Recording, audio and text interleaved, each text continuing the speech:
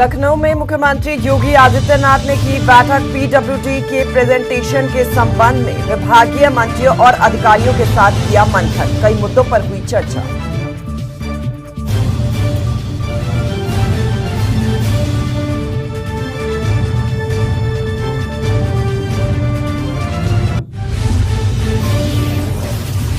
संभल में पहलगाम हमले पर भारत विरोधी पोस्ट करने वालों पर बड़ी कार्रवाई। संभल पुलिस ने 4 आरोपियों को किया गिरफ्तार।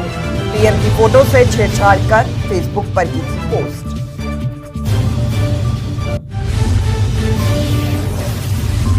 सीयूईटी यूजी परीक्षा का हुआ आगाज। 300 से अधिक केंद्रों पर सीबीटी मोड में कराई जाएगी परीक्षा। नोएडा में परीक्षा का पहला दिन रहा सफल। 13 मई से 3 जून तक चलेगी परीक्षा।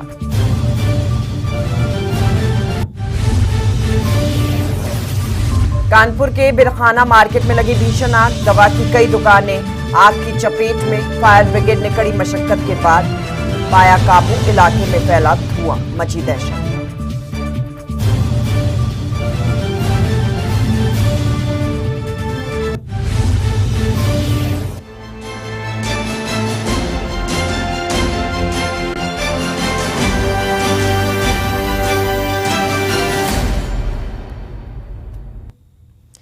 नमस्कार, यूपी लाइव आप देख रहे हैं। आपके साथ मैं श्वेता राजपूत। लखनऊ में मुख्यमंत्री योगी आदित्यनाथ ने अहम बैठक की। पीडब्ल्यूडी के प्रेजेंटेशन के संबंध में दरअसल इस बैठक का आयोजन किया गया। विभागीय मंत्रियों और अधिकारियों के साथ में ये बैठक रखी गई। बैठक में अहम मुद्दों पर मंथन भी किया गया। काफी खास और अहम ये बैठक हुई है। उत्तर प्रदेश के लखनऊ में ये बैठक हुई है। मुख्यमंत्री योगी आदित्यनाथ ने ये बैठक की है। पीडब्ल्यूडी के प्रेजेंटेशन के संबंध में ये बैठक हुई है। विभागीय मंत्रियों और अधिकारियों के साथ में बैठक की गई है। बैठक में अहम मुद्दों पर मंथन भी किया गया है। लखनऊ में मुख्यमंत्री योगी आदित्यनाथ ने अहम बैठक की है। पीडब्ल्यूडी के प्रेजेंटेशन के संबंध में ये बैठक हुई है। विभागीय मंत्रियों और अधिकारियों के साथ ये बैठक की गई है। बैठक में अहम मुद्दों पर मंथन भी किया गया है। बहुत से मुद्दे थे जिन पर मंथन हुआ है इस अहम बैठक में। मुख्यमंत्री की ओर से ये बैठक रखी गई।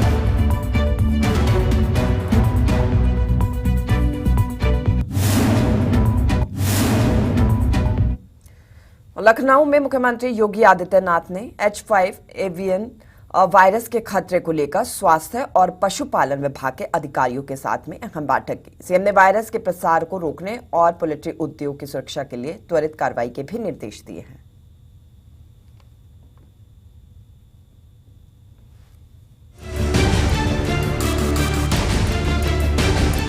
लखनऊ के मुख्यमंत्री आवास पर आयोजित बैठक में सीएम योगी आदित्यनाथ ने H5 एवियन इन्फ्लुएंजा वायरस के बढ़ते खतरे पर गहन चर्चा की।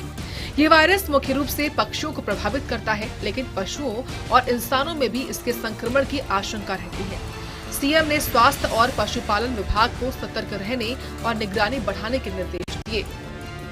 उन्होंने पोल्ट्री फार्म्स में बायोसिक्योरिटी उपायों को संदिग्ध मामलों की तुरंत जांच और प्रभावित क्षेत्रों में पक्षियों के आयात निर्यात पर नजर रखने की बात कही। बैठक में स्वास्थ्य मंत्री ब्रजेश पाठक, पशुपालन विभाग के प्रमुख सचिव और अन्य वरिष्ठ अधिकारी मौजूद रहे। सीएम ने कहा कि यूपी में पोल्ट्री उद्योग को बचाने और मानव स्वास्थ्य को सुरक्षित रखने के लिए कोई कोताही नहीं बरती जाएगी। सीएम योगी ने अधिकारियों को केंद्र सरकार और राष्ट्रीय रोग नियंत्रण केंद्र के दिशा निर्देशों का सख्ती से पालन करने को भी। लखनऊ में मुख्यमंत्री की ये बैठक यूपी को H5 जैसे खतरों से सुरक्षित रखने की दिशा में एक ठोस कदम है। पोल्ट्री उद्योग की सुरक्षा, मानव स्वास्थ्य और जागरूकता के जरिए सीएम योगी एक बार फिर चुनौतियों से निपटने को तैयार हैं। उत्तर प्रदेश में स्वास्थ्य, सुरक्षा और समृद्धि का संगम बन रहा है। ब्यूरो रिपोर्ट, सूर्य समाचार।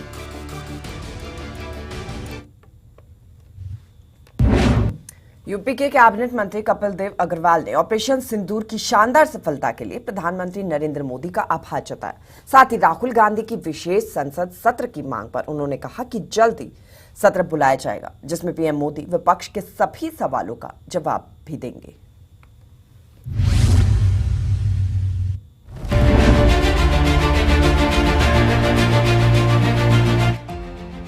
यूपी यूपी सरकार में कैबिनेट मंत्री कपिल देव अग्रवाल ने भारतीय सेना के ऑपरेशन सिंदूर की सफलता की जमकर तारीफ की। उन्होंने कहा कि पाकिस्तान और पीओके में आतंकी ठिकानों पर सटीक हमले कर सेना ने देश का मान बढ़ाया है। मंत्री कपिल देव अग्रवाल ने प्रधानमंत्री नरेंद्र मोदी के नेतृत्व क्षमता की सराहना की और कहा कि उनकी दृढ़ नीतियों के कारण ही ये ऑपरेशन संभव हो पाया है। उन्होंने प्रधानमंत्री को धन्यवाद देते हुए कहा कि ये हर भारतीय के लिए गर्व का पल है। कल रात को 8 बजे पूरे देश की जनता को संबोधित करके ये आश्वासन किसी भी मामले में ना झुका है ना झुकेगा, और जो भी चेतावनी हम सबके सामने होगी, जो भी चुनौती होगी, उसका मुंहतोड़ जवाब दिया जाएगा। जो लोग बात करते हैं पानी की, तो उसके लिए भी कहा कि पानी और खून, यानी खून भी आतंकवादी बहाएंगे, उनको हम पानी भी देंगे, ये दोनों चीजें एक साथ नहीं हो सकती। दोस्ती की बातचीत तब होगी, मित्रता की बातचीत जब होगी जब आतंकवाद खत्म होगा। यानी टॉक भी होगी, लेकिन वो आतंकवाद पर होगी, पीओके पर होगी। यानी पूरी चेतावनी के साथ आदरणीय प्रधानमंत्री ने पूरी दुनिया को संदेश देने का काम किया कि भारत किसी भी मामले में कमजोर नहीं है। भारत अपनी चुनौती का खुद सामना करना जानता है, जवाब देना जानता है। तो मुझको लगता है कि भरपूर संदेश प्रधानमंत्री ने देश को देने का काम किया। भरोसा है कि वर्तमान में नरेंद्र मोदी जी की सरकार, उनके नेतृत्व में जिस प्रकार से आतंकवाद को चुनौती देने का काम, उनके आतंकवादी अड्डे ध्वस्त करने का काम, आतंकवादियों को मार गिराने का काम और पाकिस्तान की कमर तोड़ने का काम देश की सेनाओं ने किया है, निश्चित रूप से भी अभिनंदन की पात्र है और आदरणीय प्रधानमंत्री बधाई की पात्र है। उनका ब्लैकमेलिंग से नहीं चलेगी। कोई परमाणु बम की धमकी करके हमको ब्लैकमेल करेगा, हमको धमकाएगा, उन सब चीजों का जवाब हमारे पास है। भारत की सैन्य शक्तियां भी हर प्रकार से मजबूत है, उन्होंने पहले भी दिखाई है। वर्तमान में इस परिप्रेक्ष्य में भी भारत ने अपनी पूरी ताकत को पूरी मजबूती के साथ दिखाने का काम किया है। भारत किसी भी रूप में किसी के सामने सीना ताने खड़ा है, मजबूती से खड़ा है, और हम पूरा भारत जो हमारी संस्कृति है, हम किसी को छेड़ते नहीं हैं और कोई हमको छेड़ता है उसको हम छोड़ते भी नहीं हैं। इस संदेश के साथ देश पूरी मजबूती के साथ पाकिस्तान के सामने खड़ा है। कांग्रेस नेता राहुल गांधी और अन्य विपक्षी नेताओं की विशेष संसद सत्र बुलाने की मांग पर मंत्री कपिल देव अग्रवाल ने कहा कि सरकार जल्द ही संसद सत्र आयोजित करेगी। इस दौरान प्रधानमंत्री मोदी स्वयं मौजूद रहकर ऑपरेशन सिंदूर, पहलगाम आतंकी हमले और भारत पाक सीज फायर जैसे मुद्दों पर विपक्ष के सभी सवालों का जवाब देंगे। अब ये विषय राष्ट्रपति जो करना है, सेशन होगा तो होगा, मांग करना उनका अधिकार है, वो मांग करे, सरकार निर्णय लेगी, राष्ट्रपति निर्णय लेंगे। अब नहीं तो थोड़े दिन बाद सेशन तो होना ही है, उसमें चर्चा होगी। पर इस समय हमारा जो समय है वो किसी भी रूप में भारत की सैन्य शक्ति को, भारत की ताकत को, 140 करोड़ भारतीय एकता को, ये पूरी दुनिया को, विशेष रूप से पाकिस्तान को ये दिखाने का समय है कि कोई भी षड्यंत्र भारत के अंदर सफल नहीं हो सकता। अब पूरा भारत एकता के सूत्र में आगे बढ़ रहा है। लखनऊ से मंत्री कपिल देव अग्रवाल का ये बयान ऑपरेशन सिंदूर की सफलता और सरकार की मजबूत नीतियों का प्रतीक है। भारतीय सेना की बहादुरी और प्रधानमंत्री मोदी के नेतृत्व ने न सिर्फ आतंकवाद को करारा जवाब दिया है, बल्कि वैश्विक मंच पर भारत की ताकत को भी दिखाया है। जल्द होने वाला संसद सत्र विपक्ष के सवालों का जवाब देने के साथ साथ देश की एकता को और मजबूत करेगा। ब्यूरो रिपोर्ट, सूर्य समाचार। और ऑपरेशन सिंदूर की शानदार सफलता के बाद बीजेपी देश भर में तिरंगा यात्रा आयोजित करने जा रही है। उधर पुलवामा जिले में पहलगाम आतंकी हमले के आतंकियों की सूचना देने पर 20 लाख रुपए के इनाम के पोस्टर दिखाई दिए। यूपी के कैबिनेट मंत्री जयवीर सिंह ने पीएम मोदी की जमकर तारीफ की।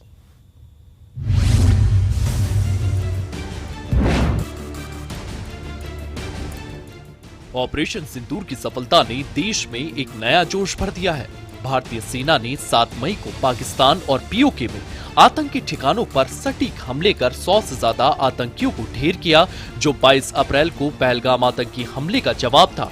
इस उपलब्धि को जन जन तक पहुंचाने के लिए बीजेपी देश भर में तिरंगा यात्रा आयोजित करेगी। पार्टी के वरिष्ठ नेता, केंद्रीय मंत्री और कार्यकर्ता इस यात्रा में शामिल होंगे, जो सेना के शौर्य और पीएम मोदी के नेतृत्व को समर्पित होगी। दूसरी ओर जम्मू कश्मीर के पुलवामा जिले में पहलगाम हमले के आतंकियों को पकड़ने के लिए प्रशासन ने कमर कस ली है। जिले के कई हिस्सों में पोस्टर लगाए गए हैं जिनमें हमले के लिए जिम्मेदार आतंकियों की सूचना देने वाले को 20 लाख रुपए का इनाम का ऐलान किया गया है। अधिकारियों ने सूचना देने वाले की पहचान गोपनीय रखने का भी भरोसा दिलाया। लखनऊ में यूपी के कैबिनेट मंत्री जयवीर सिंह ने ऑपरेशन सिंदूर की सफलता पर पीएम नरेंद्र मोदी की जमकर तारीफ की है। उन्होंने कहा है कि पीएम के मजबूत नेतृत्व और सेना की बहादुरी ने आतंक को करारा जवाब दिया है। जयवीर सिंह ने कहा है कि यह ऑपरेशन देश की बेटियों के सिंदूर की रक्षा का प्रतीक है, जिसने हर भारतीय का सिर गर्व से ऊंचा किया है। आतंकवाद पे ही नहीं कहा, उन्होंने कहा आतंकवाद, और अगर बात होगी तो पीओके के वापसी पे बात होगी और आतंकवाद पे बात होगी। और बिल्कुल ठीक कहा है। और मैं समझता हूँ जिस तरह का जो पहलगाम की घटनाओं को लेकर के जिस तरह के आतंकवादी उनके आकाओं को मिट्टी में मिलाने का जो माननीय प्रधानमंत्री ने वादा किया था, निश्चित रूप से बेहद सफल ऑपरेशन रहा ऑपरेशन सिंदूर, जिसके माध्यम से हमारी मां बहनों का सिंदूर पहुंचने वालों के साथ जो सलूक हुआ है, उनके आकाओं के साथ जो सलूक हुआ है, निश्चित रूप से दुनिया को ये संदेश है और ये महत्वपूर्ण संदेश है गया है कि आतंकवाद को हिंदुस्तान 1 इंच भी 1 मिनट भी अब झेलने को तैयार नहीं है और उसके लिए किसी हद तक भारत और भारत की सेनाएं जाने का काम करेंगे।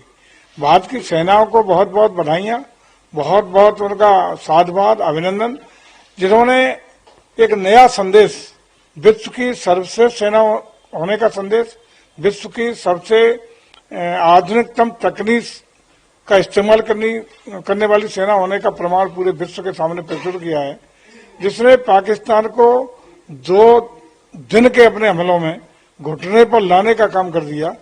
चिल्ला इतनी पिटाई 2 दिन में की कि उसके जो परमाणु अस्त्र भंडार के आसपास, उसके सेना मुख्यालय के आसपास तक और उनका जो रक्षा का केंद्र था उसके आसपास तक मिसाइल का प्रक्षेपण करके, सटीक निशाना लगा करके, बिना दुश्मन देश की धरती पर एक पैर भी रखे हुए अपने देश से पेशेवर सेना होने का, सटीक आक्रमणकारी सेना होने का और संयमित रूप से काम करने वाली सेना होने का एक ठोस प्रमाण दुनिया को देने का काम किया है।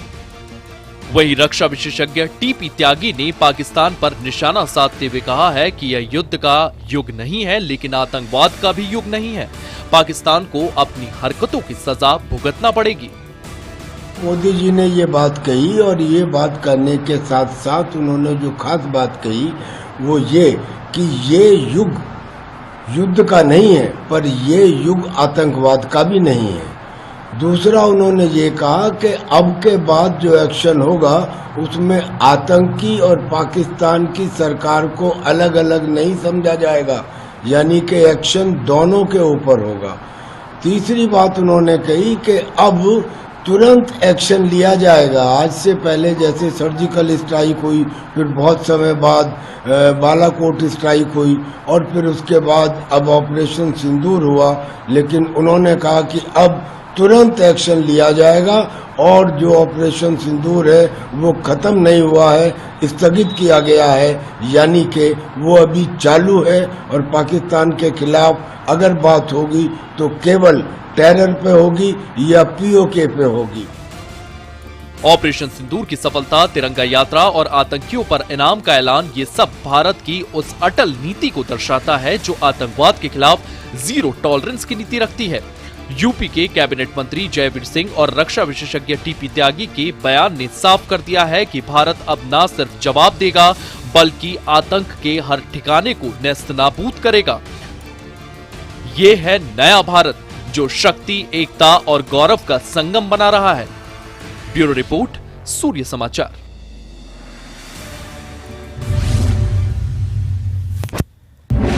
और देश भर में कॉमन यूनिवर्सिटी एंट्रेंस टेस्ट 2025 की शुरुआत 13 मई से शुरू हो चुकी है। ये परीक्षा 3 जून तक चलेगी और देश के 300 से अधिक परीक्षा केंद्रों पर आयोजित भी की जा रही है। नोएडा में भी सीयूईटी यूजी 2025 का पहला दिन पूरी तरीके से सफल रहा।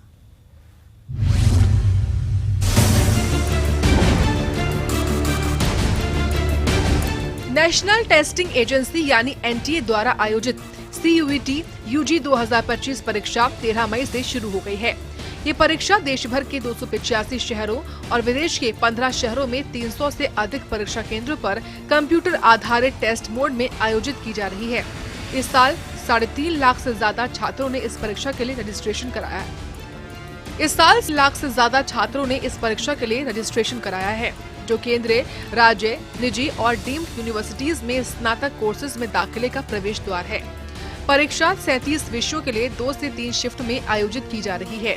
नोएडा में CUET UG 2025 का पहला दिन सुचारू और सफल रहा। छात्रों ने बताया कि परीक्षा केंद्रों पर सभी व्यवस्थाएं दुरुस्त थी और तकनीकी परेशानी नहीं हुई। नोएडा के विभिन्न केंद्रों पर सुबह 9 बजे से दोपहर 12 बजे और दोपहर 3 बजे से शाम 6 बजे तक 2 शिफ्ट में परीक्षा आयोजित की गई। अंग्रेजी और जनरल टेस्ट जैसे लोकप्रिय विषयों में भारी संख्या में छात्र शामिल हुए। एनटीए ने परीक्षा की पारदर्शिता और सुगमता के लिए शहर सूचना स्लिप और एडमिट कार्ड पहले ही जारी कर दिए थे, जिससे छात्रों को कोई असुविधा नहीं हुई। आज इको और इंग्लिश का था। कैसा रहा आपका? दोनों काफी आसान आए थे। क्या था, मतलब कितनी जल्दी हो गए? कुछ टाइम 1-1 घंटे का ही होता है। हाँ, इको तो मेरा 5 में पहले हो गया था। हाँ। वो बस सोच रहा था कि क्या 1-2 क्वेश्चन सोच रहा था। इंग्लिश का तो मेरा 15 में पहले ही पूरा खत्म हो गया था। इतना इजी था एग्जाम? हाँ, इंग्लिश का तो बहुत इजी था। तो एक्सपेक्टेड था कि इस तरह का एग्जाम आएगा, आपको लग रहा था मुश्किल आएगा? इंग्लिश का मैंने और थोड़ा सा एक्सपेक्ट किया था कि और वैरायटी ऑफ क्वेश्चन आएंगे, लेकिन एक ही टाइप के क्वेश्चन बार बार आते बस। तो क्या लग रहा है, कौन सा कॉलेज आप एम कर रहे हैं, कहाँ जाना है? मैं तो हंसराज के लिए एम कर रहा था वैसे। बट लग रहा है कि अच्छा। हाँ, इसके इन 2 में तो अच्छा है कि मेरे। आज बायो के थे, मेरे सिर्फ बायो का था। कैसा रहा? मॉडरेट था पेपर। इस तरह का एक्सपेक्टेड था या आपको लगा था इजी आएगा या टफ आएगा? इजी आएगा लगा था, बट थोड़ा बायो आज टफ लगा आपको। तो आप किस कॉलेज के लिए एम कर रही हैं? DU। आपको लग रहा है कि हो जाएगा आपका? आई होप हो जाए। CUET UG 2025 का पहला दिन नोएडा सहित देश भर में सफलतापूर्वक संपन्न हुआ। ये परीक्षा न सिर्फ शिक्षा के क्षेत्र में एक नया मील का पत्थर है, बल्कि लाखों छात्रों के सपनों को साकार करने का माध्यम भी है। 3 जून तक चलने वाली इस परीक्षा के जरिए देश के शीर्ष विश्वविद्यालयों में दाखिले का रास्ता खुलेगा। देश भर में शिक्षा और अवसरों का संगम बन रहा है। ब्यूरो रिपोर्ट, सूर्य समाचार।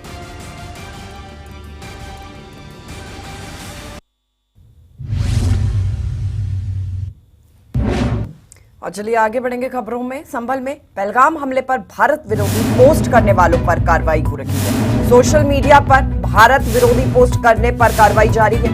अब तक जिले में 4 गिरफ्तारी हो चुकी है। एसपी की ओर से जानकारी दी गई। अलग अलग थाना क्षेत्रों से ये गिरफ्तारियां हुई हैं। पीएम की फोटो से छेड़छाड़ करके फेसबुक पर दरअसल पोस्ट की गई थी। चारों आरोपियों पर गंभीर धाराओं में केस दर्ज कर जेल भेजा गया।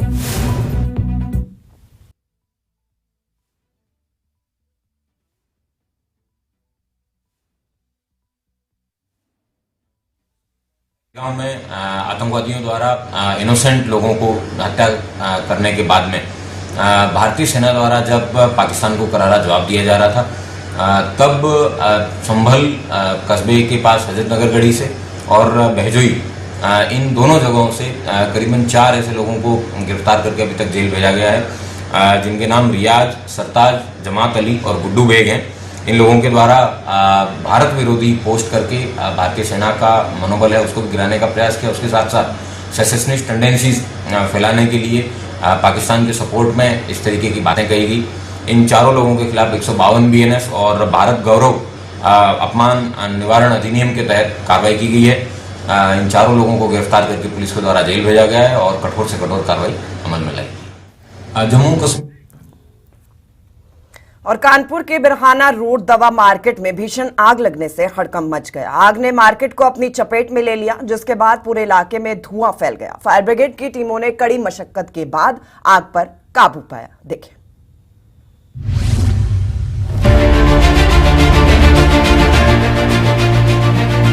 कानपुर के लाटूश रोड फायर स्टेशन के अंतर्गत बिरहाना रोड पर स्थित दवा मार्केट में भीषण आग लग गई। सूचना मिलते ही कर्नलगंज और लाटूश रोड फायर स्टेशनों की दमकल गाड़ियां तत्काल घटनास्थल पर पहुंची आग इतनी भयावह थी कि मार्केट की करीब 1 दर्जन दुकानें इसकी चपेट में आ गईं। आग की वजह से उठने वाले घने धुएं ने पूरे इलाके को अपनी गिरफ्त में ले लिया, जिससे स्थानीय लोगों में दहशत फैल गई। दमकल कर्मियों ने कई घंटों की कड़ी मशक्कत के बाद आग पर काबू पाया। ये हमारा लाटूस रोड फायर स्टेशन के अंतर्गत बिरहाना रोड पर दवाई एक मार्केट है, उसमें सूचना प्राप्त हुई थी काफ़ी भीषण आग लगी है, मार्केट को चपेट में लिया हुआ है, जिसको देखते हमारे जो दोनों फायर स्टेशन नज़दीक के हैं कर्नलगंज और लाटूस रोड, उनके वाहनों को तत्काल प्रभाव से घटनास्थल पर भेजा गया, अधिकारियों को भेजा गया और उनके सहायता मीरपुर और फजलगंज की गाड़ियों को भेजा गया। तो टोटल मौके पर 6 से 7 वाहन इमीडिएटली हमने भेजे उसको। हमारी टीम जब यहाँ पर आई, काफ़ी धुआं था, ग्राउंड फ्लोर और फर्स्ट फ्लोर पे दुकानें जल रही थी उसमें, तो उन्होंने पूरा उसको 2 से 3 तरफ से आग को बुझाते हुए आग को सीमित किया, आग को फैलने से रोका, पूर्ण रूप से बुझा लिया गया। अभी केवल हल्का फुल्का धुआं है जो आपको दिख रहा है, आग को पूर्ण रूप से बुझा लिया गया। इस घटना में कोई इंजरी, कोई जनहानि नहीं है। सर, कितनी गाड़ियां मौके पर हैं? गाड़ी 6 से 7 मौके पे हैं, ऑन द वे भी थी, वो हमने स्थिति को देखते हुए निर्णय ले लिया, उनको रोक दिया गया है, बाकी अभी पूर्ण रूप से नियंत्रित है। इस घटना में कोई इंजरी, कोई जनहानि नहीं है।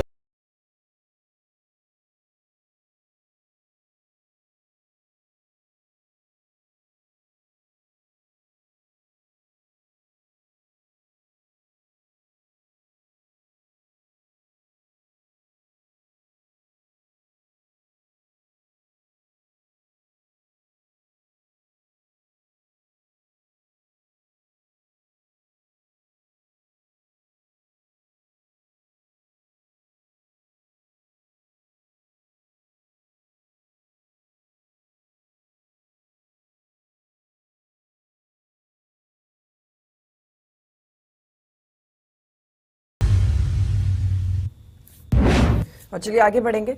ज्येष्ठ महीने का पहला दिन बड़े मंगलवार के साथ धूमधाम से शुरू हुआ। अयोध्या में भक्तों ने हनुमानगढ़ी मंदिर में लड्डू चढ़ाकर पूजा आराधना की, तो सरयू नदी के तट पर श्रद्धालुओं ने आस्था की पवित्र डुबकी भी लगाई।